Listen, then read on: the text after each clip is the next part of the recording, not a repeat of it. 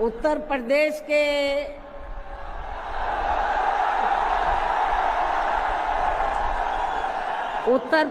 के कोने कोने से आए हुए पार्टी के सभी छोटे बड़े पदाधिकारी, जनप्रतिनिधि, नेता एवं कार्यकर्तागण, जैसा कि आप लोगों को ये विदित है कि आज बहुजन समाज पार्टी के जन्मदाता एवं संस्थापक मान्यवर श्री कांशीराम जी की 19वीं पुण्यतिथि है और आज के ही दिन उनका लंबी बीमारी के कारण देहांत हुआ था, जो अब हमारे बीच में नहीं रहे हैं। लेकिन बहुजन समाज के हित में इनका समर्पित रहा संपूर्ण जीवन हमारे लिए हमेशा यादगार व अमर रहेगा। ऐसे महान व्यक्तित्व को आज मेरे साथ साथ आप लोग भी अपार संख्या में, अर्थात लाखों लाखों की संख्या में यहाँ यूपी की राजधानी लखनऊ में बीएसपी की रही सरकार द्वारा इनके सम्मान में निर्मित किए गए भव्य व अति विशाल मान्यवर श्री कांशीराम जी स्मारक स्थल पहुंचे हैं। हालांकि आप लोगों को ये भी मालूम है कि इनके सम्मान में बनाए गए इस स्थल के कुछ हिस्सों की समय से मरम्मत नहीं होने की वजह से आप लोग भी पिछले कुछ समय से यहाँ इनकी प्रतिमा पर अपने पुष्प अर्पित नहीं कर पा रहे थे। लेकिन अब यहाँ मरम्मत का अधिकांश कार्य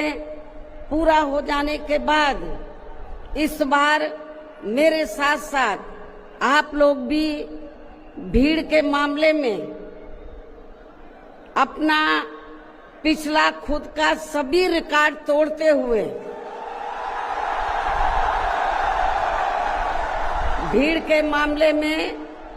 अपना पिछला खुद का सभी रिकॉर्ड तोड़ते हुए यहाँ लाखों लाखों की संख्या में इस स्थल पर मान्यवर श्री कांशीराम जी को अपने श्रद्धा सुमन अर्पित करने के लिए पहुंचे हैं, जिसके लिए पार्टी आपकी बहुत बहुत आभारी है। साथ ही वर्तमान राज्य सरकार की भी बहुत बहुत आभारी है और इसलिए आभारी है क्योंकि इस स्थल को देखने वाले लोगों के टिकटों का इकट्ठा हुआ पैसा पूर्व की रही सपा सरकार की तरह वर्तमान भाजपा की राज्य सरकार ने इसे दबाकर नहीं रखा है, बल्कि पार्टी के आग्रह करने पर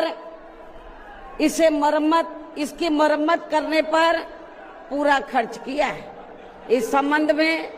मैं आप लोगों को ये बताना चाहती हूँ, जब यूपी में हमारी सरकार थी और ये मान्यवर श्री कांशीराम जी के आदर सम्मान में ये जो विशाल स्मारक स्थल जब बनाया गया था, तो हमने उसी समय हमारी सरकार ने ये व्यवस्था की थी कि हम देखने वालों के लिए इस पर हम टिकट की व्यवस्था करेंगे और इसका जो पैसा आएगा टिकट का, तो वो किसी और मद पर खर्च नहीं किया जाएगा, बल्कि जितने भी उत्तर प्रदेश की राजधानी लखनऊ में जो स्मारक बने हैं, पार्क बने हैं, तो उनके रख रखाव पर खर्च किया जाएगा। तो ये हमने व्यवस्था की थी। लेकिन दुख की बात यह है कि जब वर्तमान भाजपा की सरकार से पहले यहाँ सपा की सरकार थी,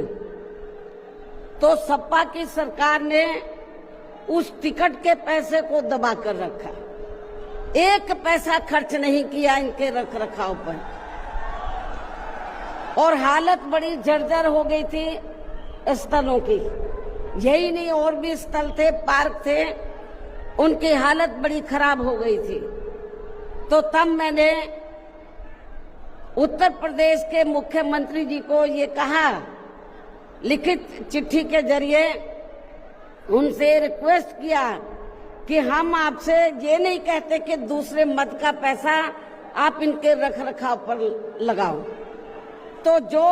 देखने वालों का टिकटों का पैसा काफी बड़ी तादाद में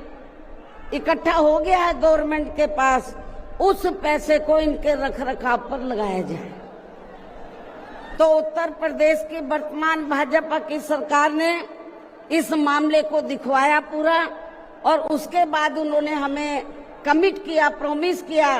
कि हम जो भी पैसा टिकटों को आया है हम दूसरे मत पे नहीं लगाएंगे, बल्कि इन स्थलों के रख रखाव पर लगाएंगे। उन्होंने ये लगाया, इसलिए हमारी पार्टी उनकी आभारी है। लेकिन वहीं दूसरी तरफ समाजवादी पार्टी कि जब यूपी में सरकार थी और ये स्थल बन चुके थे, तो उन्होंने इनके रख रखाव पर कोई पैसा खर्च नहीं किया, टिकटों का पैसा दबा कर रख लिया। लेकिन जब अब वो सत्ता से बाहर है समाजवादी पार्टी,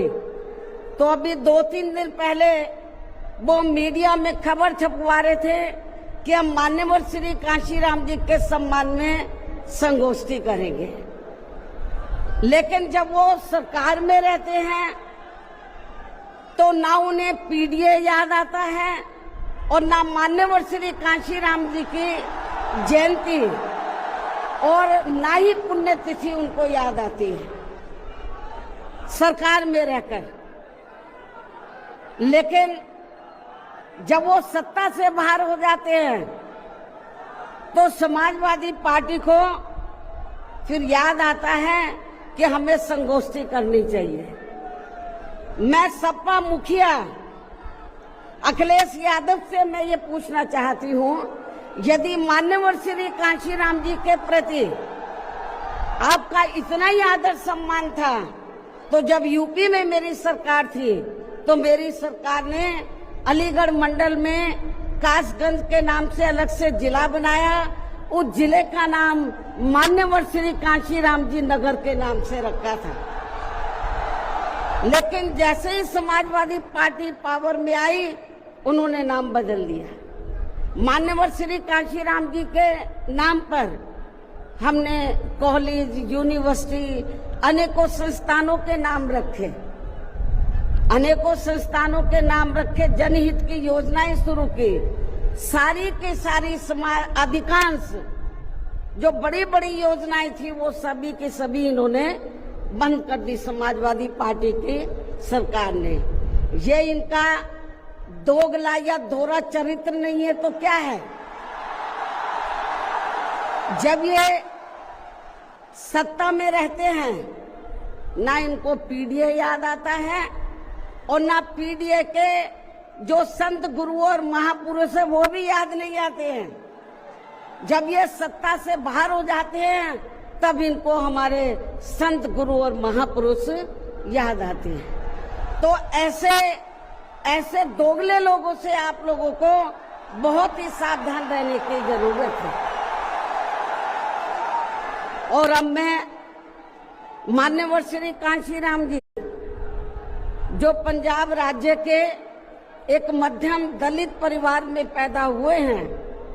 तो इनके बारे में मैं ये कहना चाहूंगी कि इन्होंने भारतीय संविधान के मूल निर्माता एवं दलितों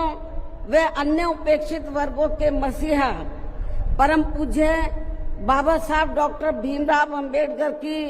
मूवमेंट से व इनके कड़े संघर्ष एवं अथक प्रयासों से देश के खासकर करोड़ों दलितों, आदिवासियों, पिछड़े वर्गों, मुस्लिम व अन्य धार्मिक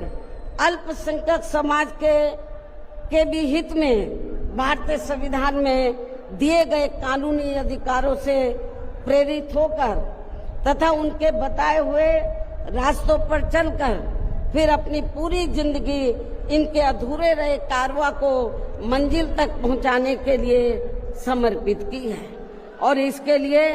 उन्होंने यानी कि मान्यवर श्री कांशीराम जी ने अपने माँ बाप, भाई बहन, रिश्ते नाते व सरकारी नौकरी आदि सभी त्याग कर बाबा साहब डॉक्टर भीमराव अंबेडकर जी के उस अधूरे रहे कारवां को पूरा करने के लिए लगा दी है, जो बाबा साहब ने यहाँ देश के करोड़ों दलितों एवं अन्य उपेक्षित वर्गों के लोगों को ये कही थी कि मैंने, बाबा साहब ने क्या कहा था कि मैंने अपने कड़े संघर्ष एवं अथक प्रयासों से इन वर्गों के लोगों को भारतीय संविधान में इन्हें स्वाभिमान के साथ जिंदगी व्यतीत करने व खुद अपने पैरों पर खड़े होने के लिए कानूनी अधिकार तो जरूर दिला दिए हैं, लेकिन उनका सही से पूरा लाभ लेने के लिए इन सभी वर्गों के लोगों को अर्थात बहुजन समाज के लोगों को आपस में एकजुट होकर व इन्हें अपने विशाल वोटों के जरिए यहाँ केंद्र एवं राज्यों की भी राजनीतिक सत्ता की मास्टर चाबी खुद अपने हाथों में लेनी होगी। ये परम पूज्य बाबा साहब डॉक्टर अंबेडकर ने कहा था। तभी फिर इनका वास्तव में सही से विकास व उत्थान आदि हो सकता है और तभी फिर ये लोग स्वाभिमान के साथ अपनी पूरी जिंदगी व्यतीत कर सकते हैं, क्योंकि इस मामले में बाबा साहब डॉक्टर भीमराव अंबेडकर जी का ये कहना था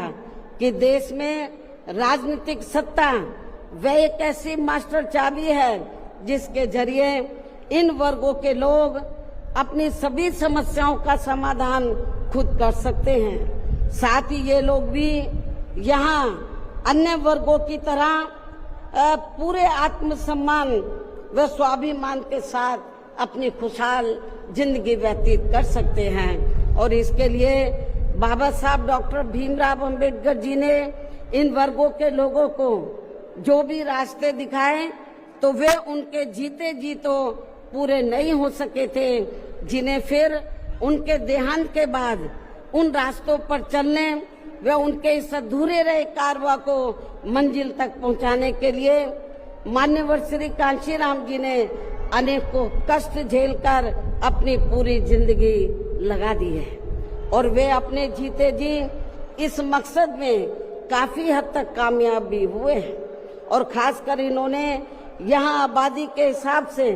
देश के सबसे बड़े प्रदेश उत्तर प्रदेश में अपनी पार्टी के नेतृत्व में कई बार सरकार बनाकर वे उत्तर प्रदेश सहित नजदीक के लगे राज्यों में भी पार्टी के कुछ सांसद व विधायक आदि भी जिताकर बाबा साहब के कारवां को काफी हद तक आगे बढ़ाया है। इतना ही नहीं बल्कि मान्यवर श्री कांशीराम जी के देहांत होने से पहले उनकी ये दिली तमन्ना थी कि जहां आबादी के हिसाब से देश के सबसे बड़े प्रदेश उत्तर प्रदेश में जहां दलितों एवं अन्य उपेक्षित वर्गों के लोगों की कुल मिलाकर आबादी काफी ज्यादा है, तो इन्हें यहाँ एकजुट होकर अकेले ही अपनी पार्टी की पूर्ण बहुमत की सरकार बनानी होगी। ये मान्यवर श्री कांशीराम जी की उनके देहांत होने से पहले ये दिली तमन्ना थी।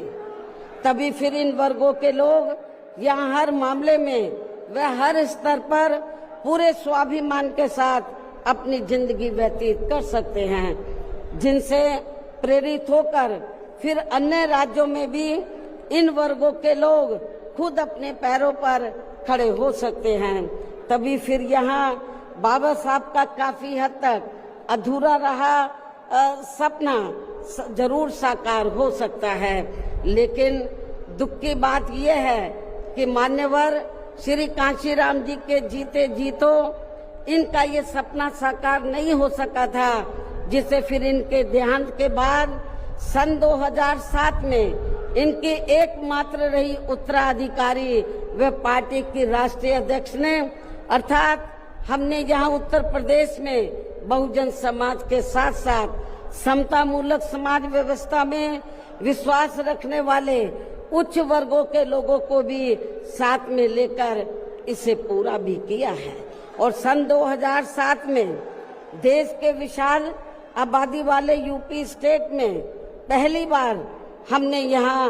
अपनी पार्टी के अकेले ही पूर्ण बहुमत की सरकार बनाई है। हालांकि पहले 3 बार हमने बनाई, वो मिली जुली सरकार थी, लेकिन चौथी बार हमने अकेले अपने बलबूते पर यूपी में पूर्ण बहुमत की सरकार बनाई है। जो यहाँ खासकर कांग्रेस, बीजेपी, सपा व अन्य जातिवादी पार्टियों को कतई भी अच्छा नहीं लगा है, जबकि इससे पहले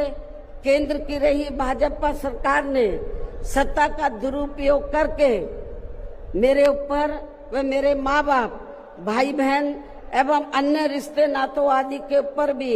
अनेकों गलत एवं फर्जी केस दर्ज करा के हम सभी को जबरदस्ती इनकम टैक्स व सीबीआई आदि के जंजाल में फंसाकर हमारी छवि को धूमिल करने का हर संभव पूरा प्रयास किया है। इसके साथ साथ आगे चलकर इन सब मामलों में केंद्र की रही कांग्रेसी सरकार ने भी हमें न्याय देने की बजाय बल्कि काफी उलझा दिया था, और तब फिर हमें इन सब के विरुद्ध मान्य कोर्ट में भी जाना पड़ा है, जहां हमें न्याय मिला है। इस प्रकार से ये सब भी हमें काफी कुछ झेलना पड़ा है, लेकिन ऐसे विकट व संघर्ष भरे हालातों में भी हमने बाबा साहब डॉक्टर भीमराव अंबेडकर के बताए हुए रास्तों पर चलकर यहाँ उत्तर प्रदेश में सन 2007 में हुए विधानसभा चुनाव में अकेले ही ये चुनाव लड़कर फिर अपनी पार्टी की पूर्ण बहुमत की सरकार बनाई है। और हमने यहाँ बाबा साहब डॉक्टर भीमराव अंबेडकर एवं मान्यवर श्री कांशीराम जी आदि के सपनों को काफी हद तक साकार किया है, और इसके लिए हमने अपनी सरकार में यहाँ जातिवादी, संकीर्ण व पूंजीवादी व्यवस्था के शिकार रहे लोगों को, अर्थात सर्व समाज में से खासकर गरीबों, दलितों, आदिवासियों, पिछड़े वर्गों के साथ साथ मुस्लिम एवं अन्य धार्मिक अल्पसंख्यक समाज के लोगों के भी हित व कल्याण में अनेकों ऐतिहासिक कार्य किए हैं, जिनके नाम बदलकर उन्हें अब अन्य राज्यों में विभिन्न पार्टियों की सरकारें भुना रही हैं, जबकि इसका वास्तव में असली श्रेय बीएसपी को ही जाता है। साथ ही हमारी पार्टी की रही सरकार ने दलितों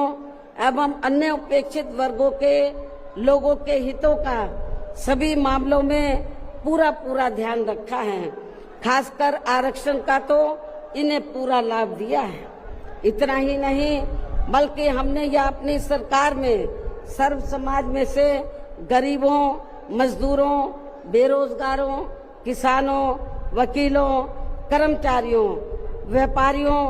एवं अन्य मेहनतकश लोगों के साथ साथ यहाँ छात्रों, युवाओं, महिलाओं व बुजुर्गों आदि के भी हितों में काफी महत्वपूर्ण कार्य किए हैं, जिनसे इन्हें काफी ज्यादा लाभ पहुंचा है।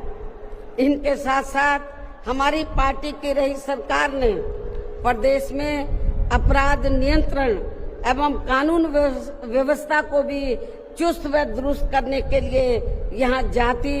धर्म व दलगत राजनीति से ऊपर उठकर कार्य किए हैं, ताकि प्रदेश में अमन चैन व शांति व्यवस्था आदि कायम रहे,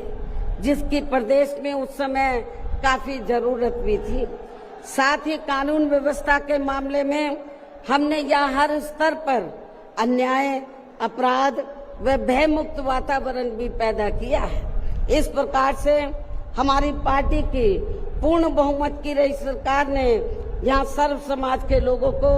हर मामले में व हर स्तर पर सर्वजन हिताय व सर्वजन सुखाय की नीतियों पर आधारित ही यहाँ काफी बेहतरीन सरकार दी है, जिसे प्रदेश की जनता अभी तक भी भुला नहीं पा रही है। और खासकर हमने रोटी रोजी देने के मामले में सर्व समाज में से यहाँ गरीबों, दलितों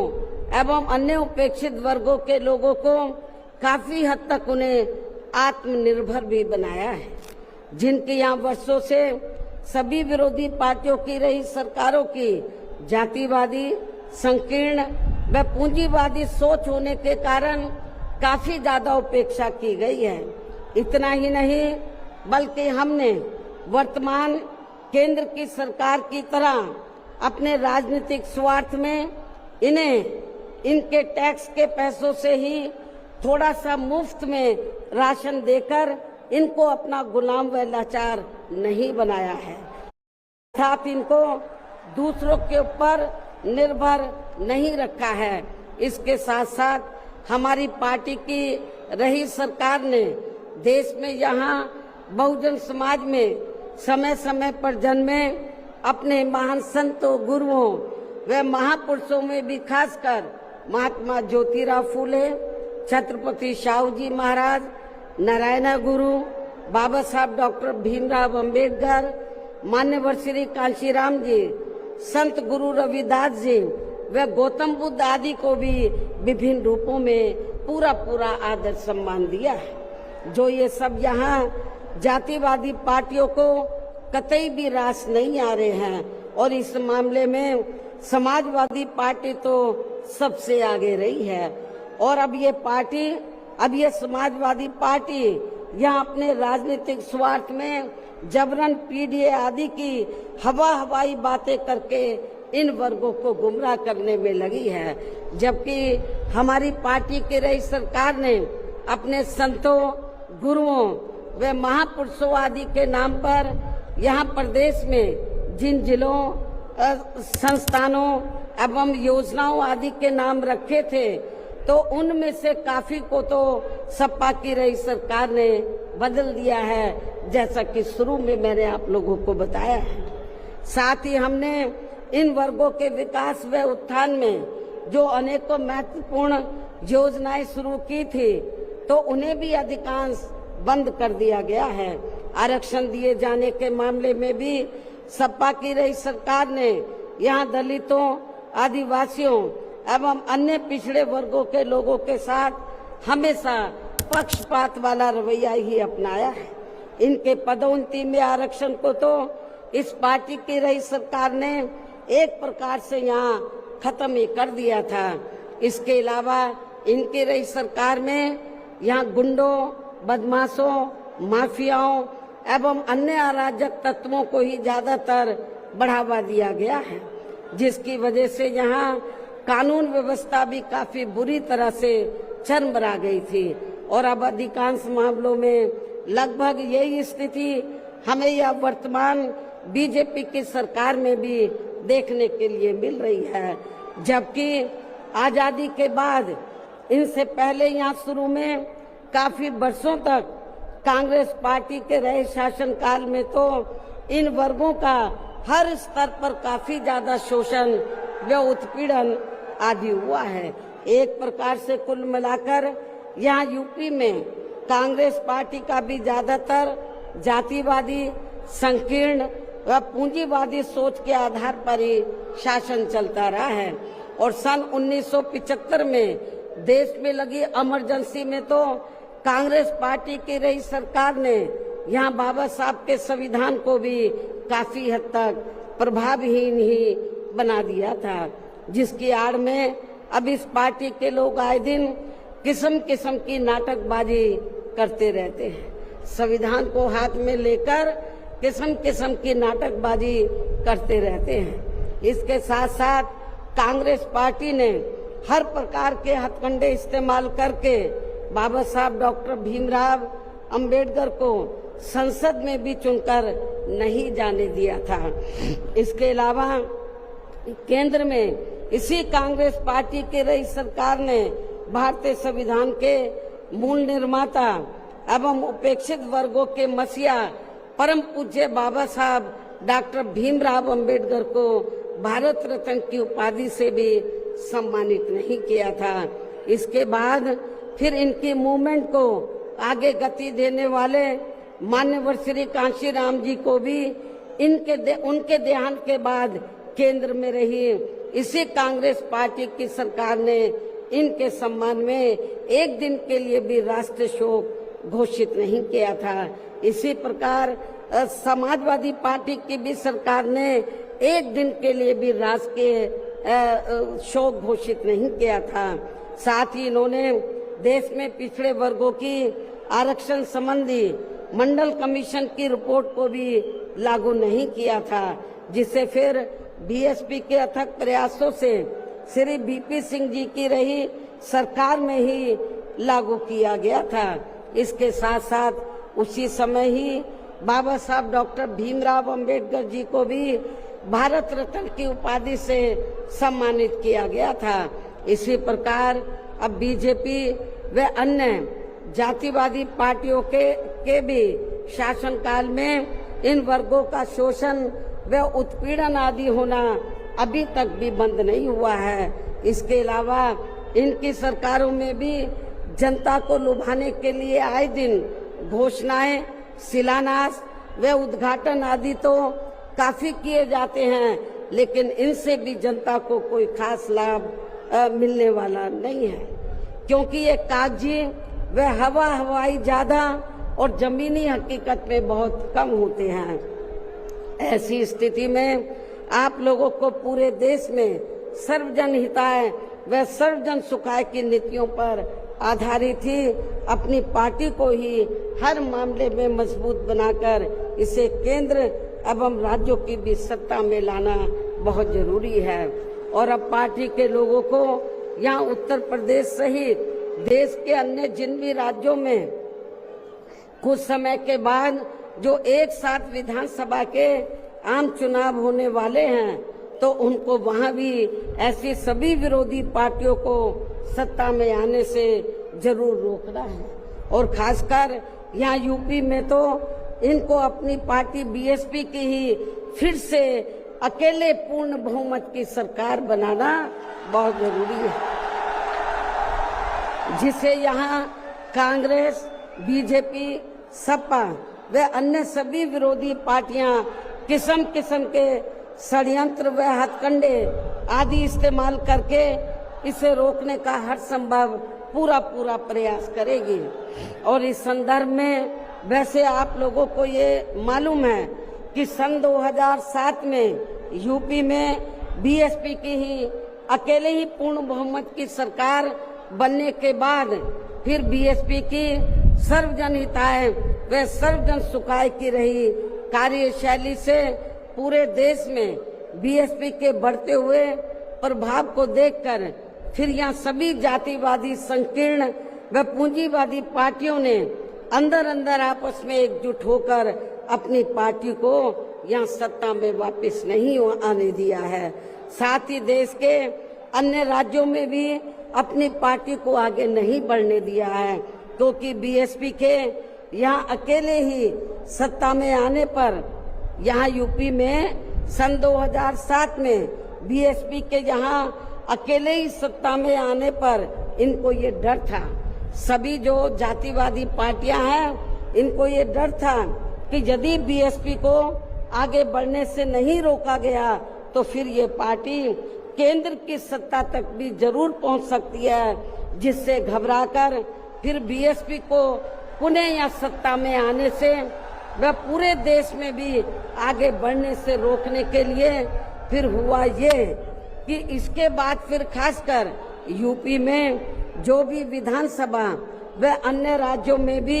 विधानसभा व देश में लोकसभा के आम चुनाव हुए हैं, तो उन सभी चुनावों में यहाँ कांग्रेस, बीजेपी, सपा व अन्य सभी विरोधी पार्टियों ने अपनी खासकर जातिवादी मानसिकता के तहत चलकर वे अंदर अंदर आपस में एकजुट होकर तथा किस्म किस्म के हथकंडे इस्तेमाल करके फिर बीएसपी को इन्होंने कामयाब नहीं होने दिया। सारी जातिवादी पार्टियां अंदर अंदर एक हो गई थी। एक होकर इन्होंने जहां जहां बीएसपी जीत रही थी तो वहां इनको हराया। जो विरोधियों के कैंडिडेट जीत रहे थे उनको इन्होंने अपना वोट ट्रांसफर कराया। इसके साथ ही फिर बाकी रही से कमी ईवीएम में की गई धांधली के जरिए पूरी कर दी गई,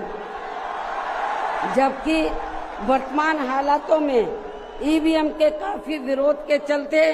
ये ईवीएम वाला सिस्टम कभी भी खत्म किया जा सकता है। अब ईवीएम का विरोध बहुत हो रहा है और फिर उन्हें या बैलेट पेपर वाला सिस्टम लागू हो सकता है, इसकी भी काफी संभावना है। ऐसे में अब हर स्तर पर हमेशा अपनी पार्टी को मजबूत बनाते रहना बहुत जरूरी है। इसके साथ ही सावधानी के तौर पर यहाँ मैं ये भी कहना चाहूंगी कि अब तो पूरे देश में विरोधी पार्टियों ने बीएसपी को कमजोर करने के लिए एक और षड्यंत्र ये रचा है कि अब विरोधी पार्टियों ने बीएसपी के विशेषकर दलित बेस वोट को बांटने के लिए इसी समाज में से स्वार्थी एवं बिकाऊ किस्म के लोगों को इस्तेमाल करके वे उनके जरिए अनेकों पार्टियां व जिनसे ये जातिवादी पार्टियां चुनाव में अपने अपने फायदे के हिसाब से उम्मीदवार खड़े करवा के बीएसपी को कमजोर करने में लगी है। और अब तो ये पार्टियां अंदर अंदर खुद अपने वोट ट्रांसफर करा के इनके एक आधी उम्मीदवार भी जिताकर भेज रही है, ताकि इससे दलितों का वोट बांटने में इनको कुछ मदद मिलती रहे। ऐसी स्थिति में अब आप लोगों को पुणे या यूपी में अपनी पार्टी को सत्ता में लाने वे अभी हाल ही में बिहार प्रदेश में होने वाले विधानसभा आम चुनाव में तथा आगे चलकर अन्य और राज्यों में भी विधानसभा व देश में लोकसभा के होने वाले आम चुनाव में भी अपनी पार्टी का बेहतर रिजल्ट लाने के लिए ऐसे सभी स्वार्थी एवं बिकाऊ दलित संगठनों व पार्टियों को अपने यार दोस्त, जात बिरादरी व रिश्ते नाते आदि के चक्कर में भी पड़कर अब इनको अपना एक भी वोट देकर खराब नहीं करना है। फिर इसका पूरा लाभ यहाँ विरोधी पार्टियों को ही मिलता रहेगा, जिसे भी खास ध्यान में रखकर अब हर छोटे बड़े चुनाव में आप लोगों को अपना एक भी वोट ऐसे सभी स्वार्थी एवं बिकाऊ पार्टियों एवं संगठनों आदि को नहीं देना है, बल्कि अपनी एकमात्र हितैषी पार्टी बीएसपी को ही देना है, ताकि बीएसपी फिर से अपना बेहतर रिजल्ट लाकर पुणे या यूपी की सत्ता में वापस हो सके तथा देश के अन्य सभी राज्यों में भी पार्टी पुणे आगे बढ़ सके। और इसके लिए विरोधी पार्टियों के ऐसे अनेकों और भी सभी हथकंडों से अपनी पार्टी के लोगों को जरूर सावधान रहना है। इसके अलावा पार्टी के लोगों को सचेत करने के उद्देश्य से यहाँ मैं ये भी कहना चाहूंगी कि पिछले कुछ समय से दुनिया के अनेकों देश किसी न किसी मुद्दे को लेकर हुए बवाल व हिंसा आदि से काफी ग्रसित रहे हैं और ये सिलसिला अभी भी जारी है। लेकिन अपने भारत देश को भी जैसे इसका कुछ नजला लगना शुरू ही हुआ था तो उसे फिर तुरंत में ही केंद्र व संबंधित राज्य सरकारों ने सख्ती से निपटा है, जिससे केंद्र व सभी राज्य सरकारों को आगे भी काफी सतर्क रहना होगा। इतना ही नहीं बल्कि देश में आम जनहित के मुद्दों पर आवाज उठाने की बजाय जो पिछले कुछ समय से यहाँ स्वार्थी व शरारती तत्व एक दूसरे के देवी देवता, खुदा व धर्म आदि को लेकर तथा इन पर आए दिन नए नए मुद्दों को निकालकर देश में बवाल व हिंसा आदि पैदा करने की कोशिश में लगे रहते हैं और फिर इनकी आड़ में राजनीति करते हैं। ये भी देश हित में ठीक नहीं है, जबकि इन सब मामलों में सभी को भारतीय संविधान के मुताबिक चलना चाहिए। साथ ही सभी धर्मों का पूरा आदर सम्मान भी करना चाहिए और इनके सदियों से चले आ रहे धार्मिक नियम, मान्यताएं व परंपराएं आदि में भी किसी को दखल देना उचित नहीं है और ना ही इनकी आड़ में आई लव आदि की कोई राजनीति नहीं करनी चाहिए। इसके अलावा जहां तक पिछले दिनों जम्मू कश्मीर के पर्यटक स्थल पहलगांव में हुई आतंकी घटना का सवाल है, जिसमें काफी महिलाओं के सिंदूर उजड़ गए थे, तो ये अत्यंत ही दुखद व चिंता की बात है। हालांकि इस घटना को होने से रोका जा सकता था, बशर्ते यदि उस समय सरकार द्वारा इस पर्यटक स्थल पर सुरक्षा का उचित प्रबंध किया होता, जो नहीं किया गया था। साथ ही हमारी विदेश नीति भी हमेशा देश व जनहित में ही होनी चाहिए और इस मामले में अभी हाल ही में अमेरिका द्वारा लगाए गए भारी टैरिफ से भी केंद्र सरकार को काफी सचेत रहने की जरूरत है और इसी परिप्रेक्ष्य में इन्होंने स्वदेशी उत्पाद को बढ़ावा देने पर जोर देकर जो देश को आत्मनिर्भर बनाने की बात कही है, तो ये हवाई ना होकर बल्कि जमीनी हकीकत में भी लोगों को होता हुआ नजर आना चाहिए, जिसका फिर हमारी पार्टी भी जरूर स्वागत करेगी। और अब इन सब बातों को मद्देनजर रखते हुए पूरे देश में अपनी पार्टी को हर स्तर पर मजबूत बनाना व इसे आगे बढ़ाना भी बहुत जरूरी है और खासकर इस बार यूपी में बीएसपी की अकेले ही पूर्ण बहुमत की यहाँ सरकार जरूर बनाना है और ये इसलिए भी बहुत जरूरी है क्योंकि बीएसपी के सत्ता से हटने के बाद जब से यहाँ सपा व बीजेपी की सरकार बनी है, तो तब से यहाँ पूर्व की रही कांग्रेसी सरकार की तरह ही इनकी भी सरकारों में सर्व समाज में से खासकर यहाँ गरीबों, दलितों एवं अन्य पिछड़े वर्गों के लोगों का सही से विकास व उत्थान आदि नहीं हो पा रहा है और अब इनमें गरीबी एवं बेरोजगारी आदि काफी ज्यादा बढ़ गई है। साथ ही इनके ऊपर हो रही जुल्म जाति आदि भी काफी चरम सीमा पर पहुंच चुकी है। इनकी बहन बेटियां भी अधिकांश सुरक्षित नहीं रही है। इसके साथ ही इन वर्गों के लोगों को यहाँ आरक्षण का भी सही से पूरा लाभ नहीं मिल पा रहा है। हालांकि इस संबंध में आप लोगों को ये मालूम है कि इनके आरक्षण को लेकर अभी तक जितने भी मान्य कोर्ट के फैसले आए हैं, तो उनकी सभी जातिवादी पार्टियों की रही सरकारों ने सही से पैरवी नहीं की है, जिससे अब इनको आरक्षण का बहुत कम ही लाभ मिल पा रहा है। और इस मामले में यहाँ मैं ये भी कहना चाहूंगी कि बीएसपी के अथक प्रयासों से देश में एससी व एसटी वर्गों के सरकारी नौकरियों में पदोन्नति में आरक्षण को प्रभावी बनाने के लिए जब केंद्र की रही कांग्रेसी सरकार में संवैधानिक संशोधन विधेयक संसद में लाया गया था, तो तब उसे कांग्रेस पार्टी ने बीजेपी व अन्य आरक्षण विरोधी पार्टियों की अंदरूनी मिलीभगत से पास तक भी नहीं होने दिया था, जो अभी तक भी संसद में लटका पड़ा है। जबकि समाजवादी पार्टी के सांसदों ने तो इस बिल को ही संसद में फाड़ दिया था। इतनी ज्यादा इस पार्टी को इनके पदोन्नति में आरक्षण दिए जाने को लेकर इस बिल से इनको जबरदस्त एलर्जी थी, नफरत थी। ऐसे में अब आप ही ये बताएं, क्या ऐसी स्थिति में कांग्रेस, बीजेपी व सपा आदि जैसी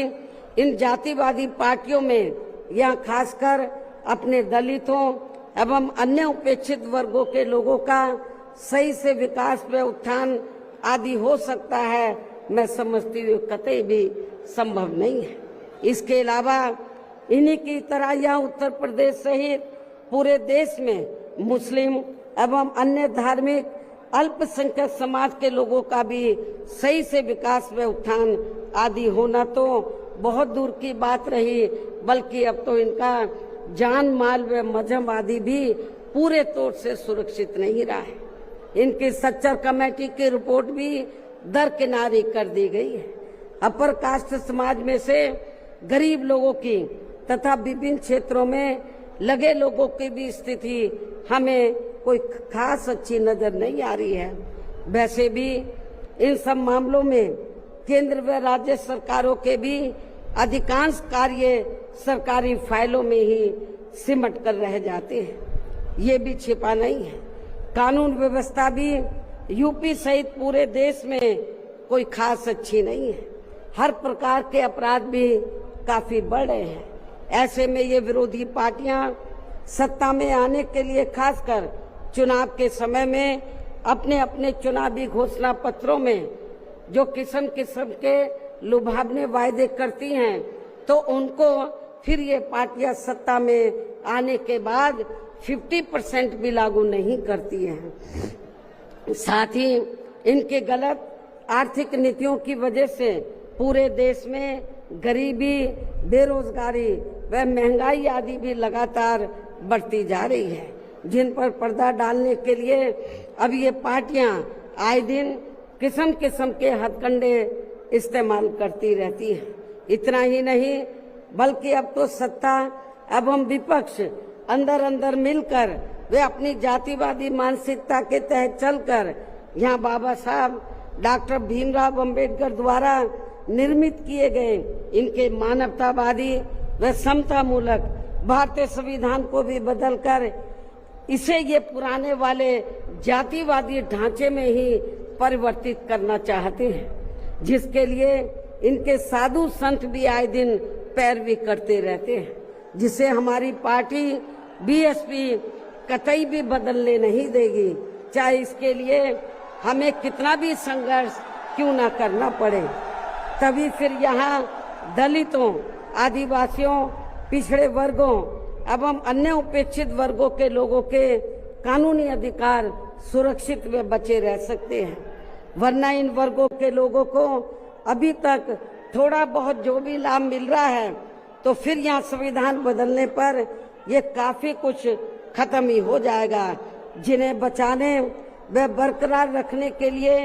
इन सभी वर्गों के लोगों को बीएसपी के झंडे तले आपस में एकजुट होना बहुत जरूरी है। साथ ही अपनी बीएसपी पार्टी को हर स्तर पर मजबूत बनाकर इसे सत्ता में भी लाना बहुत जरूरी है, क्योंकि बीएसपी ही एक ऐसी पार्टी है जो यहाँ बाबा साहब के बनाए गए संविधान को सुरक्षित रख सकती है और संविधान के मुताबिक चलकर यहाँ सदियों से उपेक्षित रहे दलित एवं अन्य उपेक्षित वर्गों के लोगों को अपने पैरों पर खड़ा कर सकती है। और ये सब आप लोगों ने यूपी में अपनी पार्टी की 4 बार रही सरकार के दौरान होते हुए देखा है। ऐसे में अब यूपी में बीएसपी को ही फिर से सत्ता में लाकर यहाँ की जनता को हर मामले में खुशहाल बनाना होगा, जिसके लिए पार्टी के लोगों को सन 2007 में हुए विधानसभा चुनाव की तरह ही इस बार भी यहाँ पूरे प्रदेश में प्रत्येक पोलिंग बूथ स्तर पर अब इसके लिए करना क्या आप लोगों को,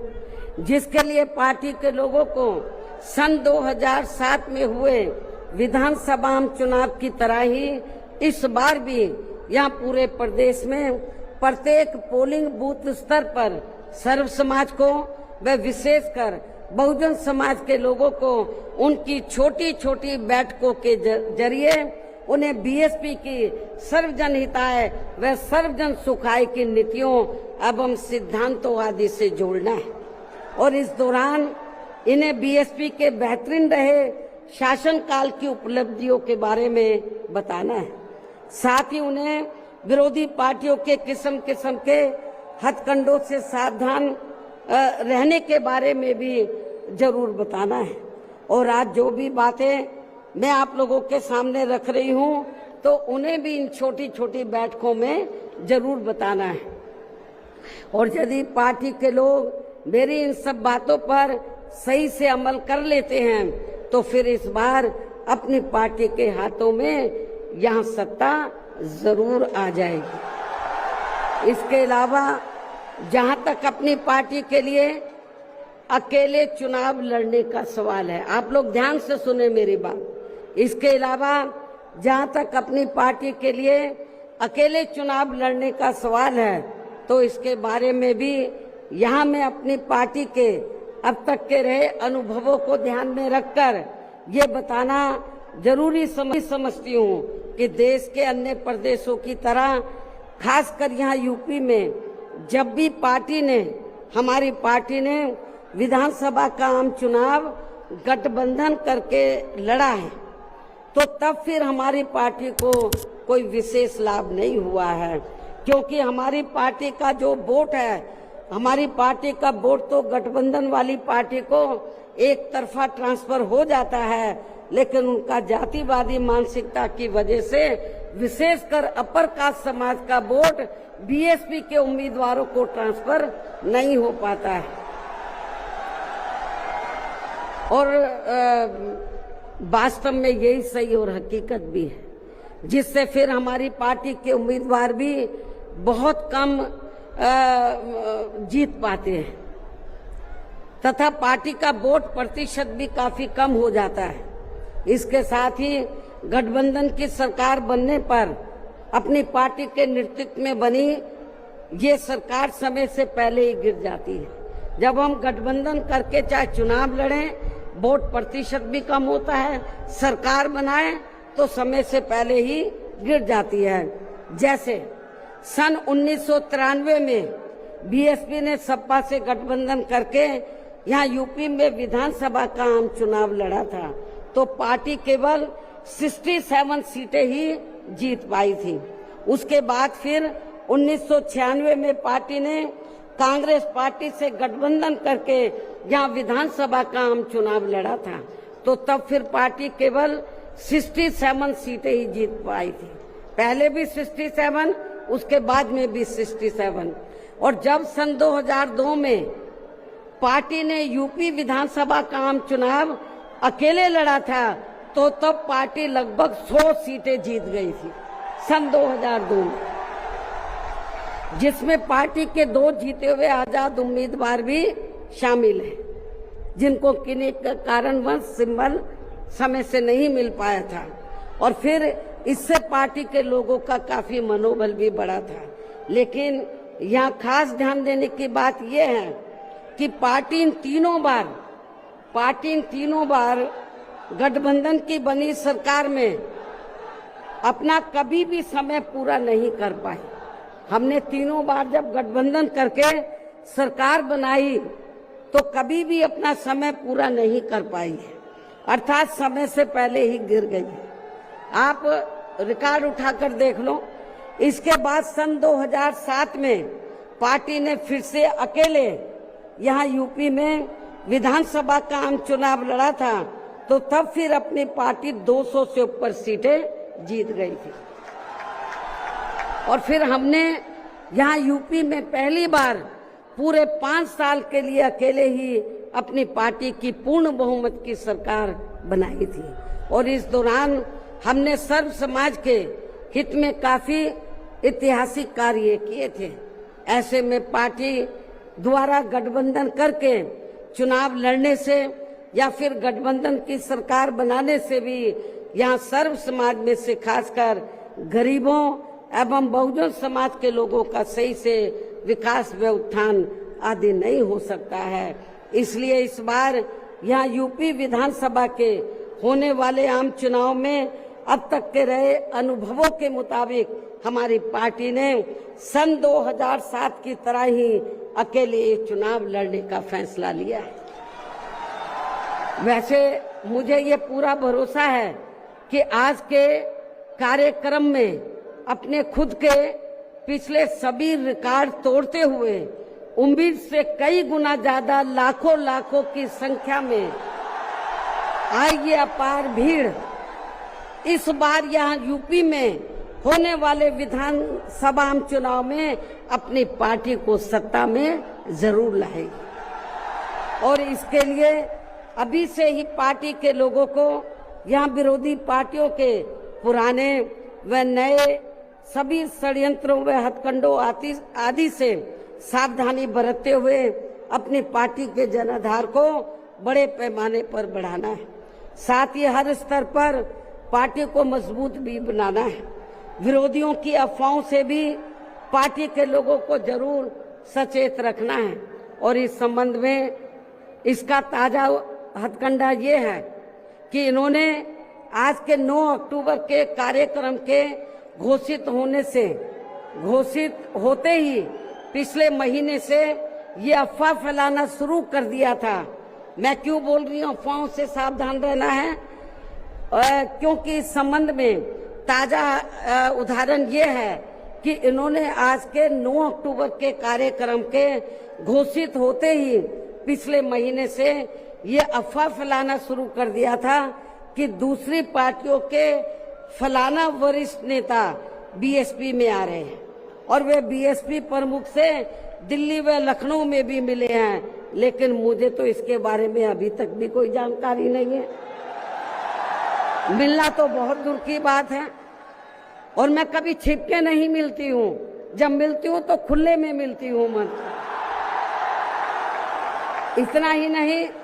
बल्कि अन्य और भी मामलों में किस्म किस्म की गलत, झूठी व तथ्यहीन खबरें एवं अफवाहें आदि फैलाने के लिए भी यहाँ विरोधी लोग सोशल मीडिया, जातिवादी मानसिकता वाले टीवी चैनल एवं प्रिंट मीडिया आदि का भी काफी दुरुपयोग व गलत इस्तेमाल कर सकते हैं। जबकि विरोधी लोग सन 2007 में भी ऐसी अफवाहें फैलाते रहे हैं, लेकिन उस समय हमारे लोगों के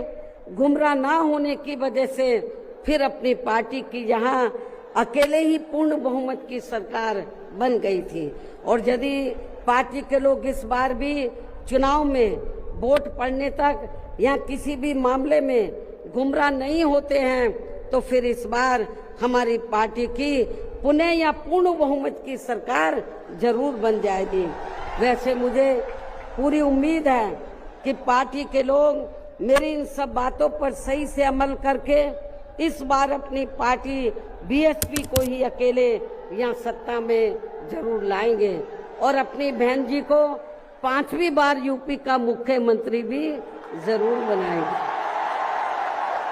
और आपकी आज ये लाखों की तादाद में आई अपार भीड़ व उनका जोश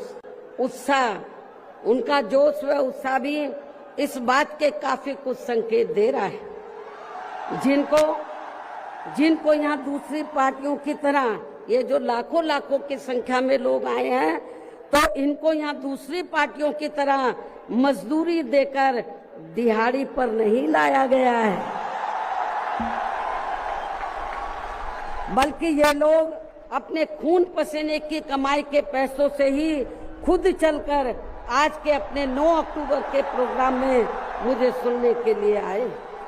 जिन्होंने भीड़ के मामले में आज अपने खुद के भी अपने पिछले सभी रिकॉर्ड तोड़ दिए। और अब मैं यहाँ आप लोगों को ये भी विश्वास दिलाना चाहती हूँ, जब इस बार बीएसपी की पुनः यहाँ पूर्ण बहुमत की सरकार बन जाएगी तो तब फिर हमारी पार्टी की बनी ये सरकार यहाँ पिछली रही सपा सरकार ने व वर्तमान में चल रही बीजेपी की भी सरकार ने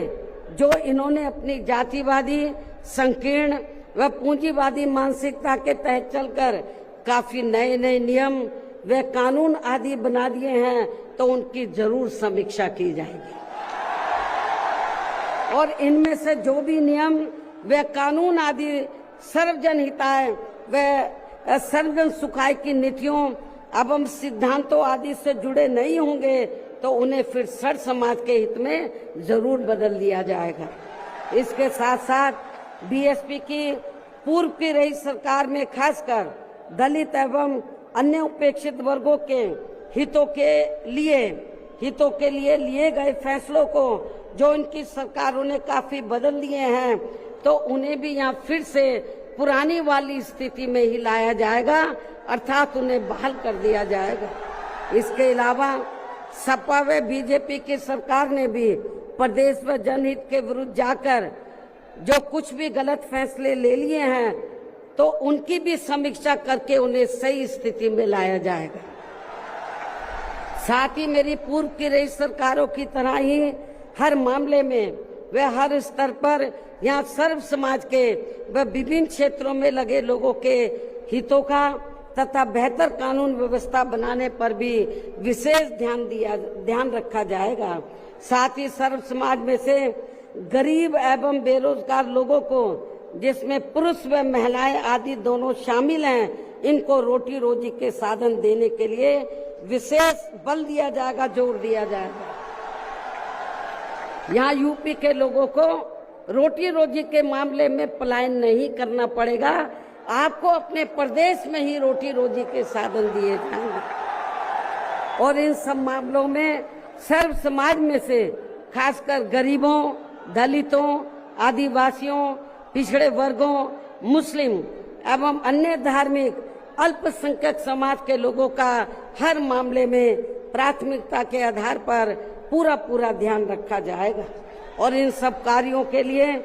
इस बार पुनः यहाँ अपनी पार्टी की पूर्ण बहुमत की सरकार बनाना बहुत जरूरी है, जिसकी पूरी उम्मीद भी है। इन्हीं जरूरी बातों के साथ ही अब मैं ये भी कहना चाहूंगी कि अपनी पार्टी को हर स्तर पर मजबूती देकर उसे बरकरार बनाए रखने के लिए जिस प्रकार से पार्टी के लोगों ने माननीय श्री कांशीराम जी के देहांत होने के बाद भी पार्टी की हर परिस्थिति में हमेशा मेरा साथ दिया है और अभी भी दे रहे हैं, तो ये मेरे व पार्टी के लिए बहुत ही गर्व की बात है। और अब तो पार्टी के राष्ट्रीय संयोजक श्री आकाश आनंद भी बीएसपी की मूवमेंट से काफी हद तक जुड़ चुके, जो ये भी पार्टी के लिए अच्छे शुभ संकेत हैं। और अब ये यानी कि आकाश आनंद मेरे मार्गदर्शन व दिशा निर्देशन में अपनी पूरी लगन एवं मेहनत के साथ पार्टी को मजबूती देने में व पार्टी के जनाधार को भी बढ़ाने में पूरे जी जान से लगे, जिससे पार्टी के लोगों में आए दिन इनके प्रति काफी लगाव व उत्साह भी बढ़ा है। ये भी पार्टी हित में अच्छी बात है, जिसे ध्यान में रखकर अब मेरा इनके बारे में, आकाश आनंद के बारे में ये कहना है कि जिस प्रकार से पूरे देश में पार्टी के लोग माननीय श्री कांशीराम जी के जीते जी और उनके देहांत के बाद भी हर परिस्थिति में मेरे साथ खड़े रहे हैं, तो मैं भी ये चाहूंगी उसी प्रकार से पार्टी के लोग श्री आकाश आनंद के साथ भी हमेशा खड़े रहेंगे और इनका हर परिस्थिति में पूरा साथ भी जरूर देंगे। वैसे इस मामले में इनके पिता श्री आनंद कुमार भी इनकी शुरू से ही पूरी मदद करते रहे हैं। इसके साथ साथ श्री आनंद कुमार दिल्ली में रहकर माननीय श्री कांशीराम जी के देहांत होने के बाद से ही ये मेरी गैर हाजिरी में व मेरे दिशा निर्देशन में पार्टी का पूरा लेखा जोखा आदि का कार्य भी काफी अच्छे से संभाल रहे हैं, जो ये पार्टी का खास कार्य है। इसलिए इनको पार्टी का राष्ट्रीय उपाध्यक्ष बनाकर इन्हें पार्टी की ये अति महत्वपूर्ण जिम्मेवारी सौंपी गई। इसी प्रकार से पार्टी के राष्ट्रीय महासचिव श्री एससी मिश्रा जी को भी हमने पार्टी का लीगल व मीडिया का तथा अपने खुद के समाज को भी, अपने खुद के ब्राह्मण समाज को भी पार्टी में जोड़ने का ये विशेष कार्य सौंपा हुआ है, जिसे ये मेरे दिशा निर्देशन में अपनी जिम्मेवारी को सही से निभा रहे हैं। हालांकि इनके बेटे श्री कपिल मिश्रा ने भी आज के कार्यक्रम में यह फ्री मेडिकल मदद देने की भी व्यवस्था की है, जो इनका ये कार्य पार्टी के प्रति इनके सेवा भाव को भी काफी कुछ दर्शाता है। पार्टी के हमारे विधायक श्री उमा शंकर सिंह जी भी पार्टी व मूवमेंट के हित में हमेशा मददगार व सक्रिय रहते हैं तथा इनको भी अपने खुद के समाज को पार्टी में जोड़ने की एक खास जिम्मेवारी सौंपी हुई है, जिससे ये पूरी ईमानदारी व निष्ठा से निभा रहे हैं। यूपी बीएसपी प्रदेश अध्यक्ष श्री विश्वनाथ पाल भी पार्टी संगठन का कार्य देखने व पिछड़े वर्गों को जोड़ने के साथ साथ ये पूरे प्रदेश में जहां जहां भी बहुजन समाज के लोगों पर जुल्म जाति आदि होती है, तो वहां ये मेरे दिशा निर्देशन में जाकर उन्हें न्याय दिलवाने का भी पूरा प्रयास करते हैं। ये इनका पार्टी हित में अभी तक काफी सराहनीय कार्य चल रहा है। इसके अलावा आज के कार्यक्रम की सही व्यवस्था करने में लखनऊ जिला व मंडल यूनिट ने भी अपनी अहम भूमिका निभाई है। श्री जमील अख्तर प्रदेश कार्यालय से जुड़े लोगों ने भी आज के इस कार्यक्रम को सफल बनवाने में कोई कमी नहीं छोड़ी है और ये सभी लोग भी बधाई के पात्र हैं। साथ ही प्रदेश के सभी छोटे बड़े पदाधिकारियों एवं कार्यकर्ताओं आदि की भी कड़ी मेहनत, आप मेन कमाल आप लोगों का है, जिनको अब मेन कमाल आप लोगों का है। साथ ही प्रदेश के सभी छोटे बड़े पदाधिकारियों एवं कार्यकर्ताओं आदि की भी कड़ी मेहनत व उनके अथक प्रयासों से आज मान्यवर श्री कांशीराम जी की पुण्यतिथि के कार्यक्रम में पूरे उत्तर प्रदेश के कोने कोने से लाखों की संख्या में पार्टी के जो लोग इनको अपने श्रद्धा सुमन अर्पित करने तथा मुझे भी सुनने के लिए यहाँ आए हैं। साथ ही आपके पड़ोसी राज्य उत्तराखंड स्टेट से भी पार्टी के कुछ लोग आपके यहाँ इस कार्यक्रम से काफी कुछ सीखने के लिए आए हुए हैं, तो उन सभी का भी मैं दिल से धन्यवाद अदा करती हूँ। हालांकि हमने कोई बाहर के लोगों को इधर नहीं बुलाया है, वो चोरी से अपने आप ही आ गए पूरे देश से और छिपकर कहीं बैठे हुए हैं कि बहन जी कहीं नाराज ना हो जाए। लेकिन मैं नाराज नहीं हो रही, आप लोगों ने आप आ भी गए हैं, आपका भी मैं थैंक्स अदा करती हूँ। लेकिन अब आप लोगों को अपने राज्यों में जाकर यहाँ जो कुछ मैंने बोला है उन सब बातों पर अमल करते हुए तो आप लोगों को पार्टी के जनाधार को आगे बढ़ाना है। तो जिन्होंने बहुत, क्योंकि जो भी लोग हैं तो बहुत कुछ यहाँ सीखने के लिए आए हैं। वो किस लिए आए हैं? वर्कर है थोड़े से बेचारे, थोड़े कि जब बहन जी हमारे स्टेट में आएगी तो हम लोग भी यूपी से पीछे नहीं रहेंगे, हम लोग भी बड़ा प्रोग्राम करके दिखाएंगे। तो जिन्होंने पूर्व की तरह ही यानी कि पूरे यूपी से जो बड़ी तादाद में लोग आए हैं, तो इनको मैंने जैसे आपको बताया दूसरी पार्टियों की तरह हम लोग दिहाड़ी पे नहीं लाए हैं, मजदूरी पे। ये लोग अपने खुद के पैसों से चलकर यहाँ लाखों की संख्या में पहुंचकर वे भीड़ लाने के मामले में भी अपने खुद के ही पिछले सभी रिकॉर्ड तोड़ते हुए इस बार मान्यवर श्री कांशीराम जी के पुण्यतिथि के कार्यक्रम को ऐतिहासिक व जबरदस्त कामयाब बनाया है। साथ ही देश के अन्य सभी राज्यों में भी आज मान्यवर श्री कांशीराम जी की पुण्यतिथि के विभिन्न स्तर पर किए गए कार्यक्रम भी काफी कामयाब रहे हैं। उनकी भी पार्टी बहुत आभारी है। अंत में अब मैं पार्टी के लोगों को ये भी भरोसा दिलाना चाहती हूँ, इस बार यूपी में बीएसपी की 5वीं बार सरकार बनाने के लिए आप सभी लोगों के साथ साथ मैं भी हर स्तर पर अपनी पूरी ताकत लगा दूंगी, कोई कमी छोड़ूंगी नहीं। और इसके लिए इस बार मैं कोई कमी छोड़ूंगी नहीं, ये मेरा आज पार्टी के लोगों को वायदा भी है। और अब मैं पुनः अपनी तरफ से व उत्तर प्रदेश सहित पूरे देश में पार्टी के सभी लोगों की तरफ से भी माननीय श्री कांशीराम जी को आज उनकी 19वीं पुण्यतिथि के मौके पर पूरे तहे दिल से अपने श्रद्धा सुमन अर्पित करते हुए अपनी बात यहीं समाप्त करती हूँ। धन्यवाद। जय भीम व जय भारत। 9 अक्टूबर पुण्यतिथि बाबा साहब अमर रहे, श्रद्धा श्री कांशीराम साहब अमर रहे, बहन कुमारी मायावती जी, बहन कुमारी मायावती जी,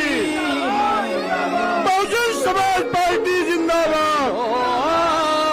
बहुजन समाज पार्टी जिंदाबाद, श्री आकाश आनंद जी जिंदाबाद, श्री आकाश आनंद जी जिंदाबाद। सब समाज के सम्मान में, सब समाज के सम्मान में, अपने महापुरुषों के सम्मान में